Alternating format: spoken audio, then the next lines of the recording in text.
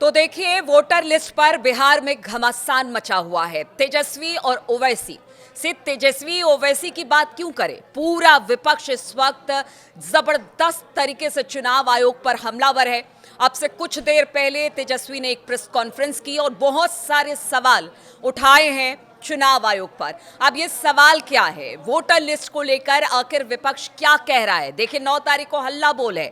9 ही तारीख को जो 4 याचिकाएं लगाई गई हैं, हम बताएं आपको 4 याचिकाएं क्या हैं। जिस तरह से लगातार पुनर्निरीक्षण यानी स्पेशल इंटेंसिव रिवीजन किया जा रहा है, उसको लेकर सवाल उठाए जा रहे हैं। तो 4 याचिकाएं, पहली याचिका एडीआर की तरफ से लगाई गई है, दूसरी योगेंद्र यादव की तरफ से, तीसरी महुआ मोइत्रा की तरफ से और चौथी मनोज झा यानी कि आरजेडी की तरफ से लगाई गई है। अब देखिए, तेजस्वी ने जो प्रेस कॉन्फ्रेंस किया है उसमें बहुत सारे सवाल उठाए हैं, चुनाव आयोग को घेरा है। कई सवाल तो ऐसे हैं जो कि उन्होंने कहा है कि चुनाव आयोग के सामने हमने ये सवाल रखे, लेकिन इसका कोई जवाब हमें नहीं मिला है और हम ये लगातार पूछते रहेंगे जब तक चुनाव आयोग अपने इस फैसले को वापस नहीं लेता है। अगर पहली बात तेजस्वी की जाए, उन्होंने बकायदा अपने हाथ में एक पेपर लिया, पेपर में बहुत सारे सवाल थे, साथ ही साथ उन्होंने अपने सुझाव भी बताए कि उन्होंने अपने सुझाव भी किस तरह से चुनाव आयोग के सामने रखे। अब देखिए, सवाल सबसे पहले ये है कि उन्होंने चुनाव आयोग पर हमला करते हुए कहा कि अभी तक चुनाव आयोग ने आधिकारिक तौर पर कोई भी नोटिफिकेशन इस पुनर्निरीक्षण वोटर लिस्ट को लेकर नहीं जारी किया, यानी वो अखबार में कहते हैं या फिर आदेश दे देते हैं। आखिर क्यों नहीं वो नोटिफिकेशन जारी करते हैं, एक आधिकारिक तौर से ऐलान किया जाता है इस पुनर्निरीक्षण जो इस वक्त की जा रही है रिवीजन की, तो उसको लेकर उन्होंने सवाल उठाए। साथ ही उन्होंने कहा कि जानबूझकर जो गरीब हैं, जिनके पास तमाम डॉक्यूमेंट्स नहीं है, जिन 11 डॉक्यूमेंट्स की बात कर रहे हैं, उनको टारगेट किया जा रहा है। फॉर्म 6 का हवाला उन्होंने दिया, बताया कि देखिए, फॉर्म 6 में अब तक आधार कार्ड जो था वो ऐड किया हुआ था, लेकिन अब आधार कार्ड को मान्य नहीं माना जा रहा है, क्योंकि जो 11 डॉक्यूमेंट्स मांगे गए, अगर आपको अपना वोटर लिस्ट में नाम करवाना है तो उसमें ना तो आधार कार्ड है, ना तो पैन कार्ड है और ना ही इसमें आपका राशन कार्ड, मनरेगा कार्ड, ये सब शामिल बताया जा रहा है। जन्म प्रमाण पत्र, बहुत सारी ऐसी चीज़ें बताया जा रहा है कि आपके पास अगर किसी तरह का और है, माता पिता का जन्म प्रमाण पत्र मांगा जा रहा है, स्कूल में है, सरकारी कर्मचारी है।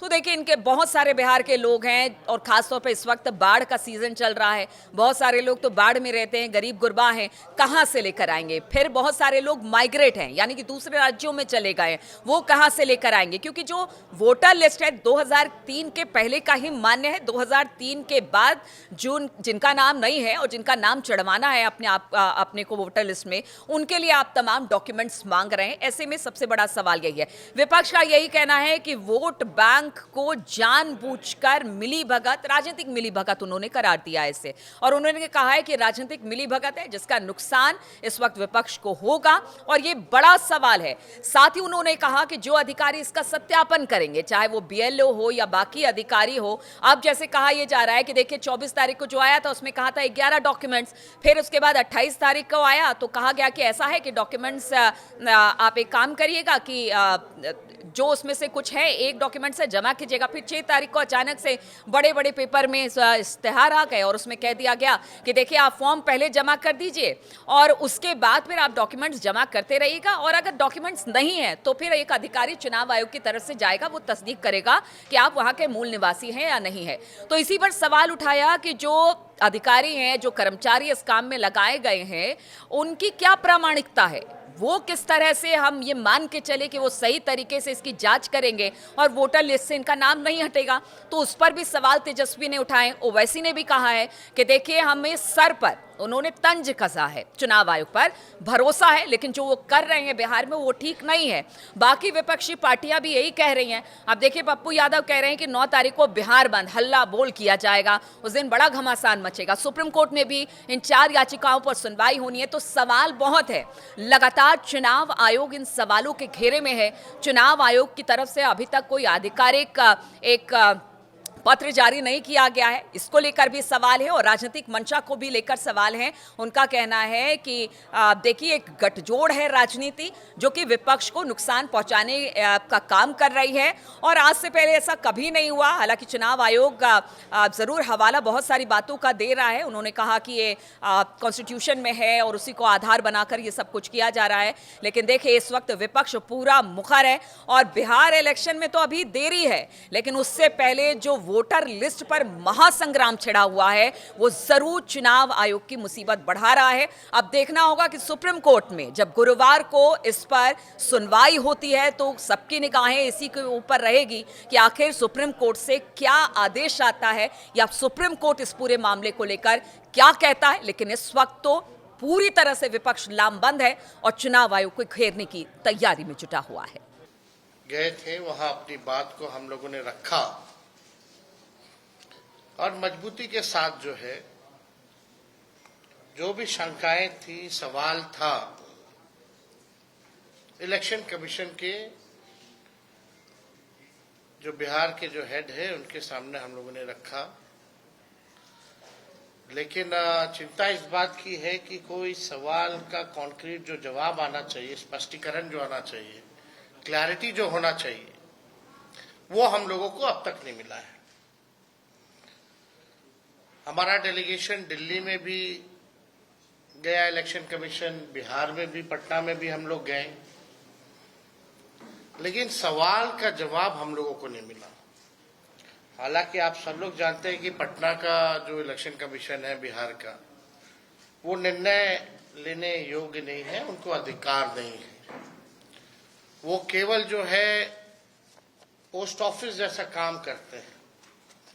हमारे सवालों को दिल्ली भेजा गया, यानी दिल्ली में जो बैठे इलेक्शन कमिश्नर्स हैं,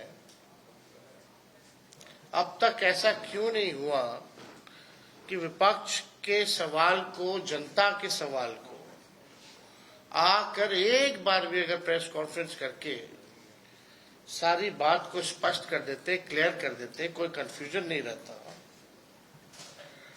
लगातार आप सब भी मीडिया के लोग जो हैं जनता के बीच जा रहे हैं और जनता का यही कहना कि हमारे पास जो 11 डॉक्यूमेंट जो मांगे गए हैं वो डॉक्यूमेंट नहीं है। हमारे पास आधार कार्ड है, हमारे पास राशन कार्ड है, हमारे पास मनरेगा कार्ड है, यही बिहार के गरीबों के पास उपलब्ध है।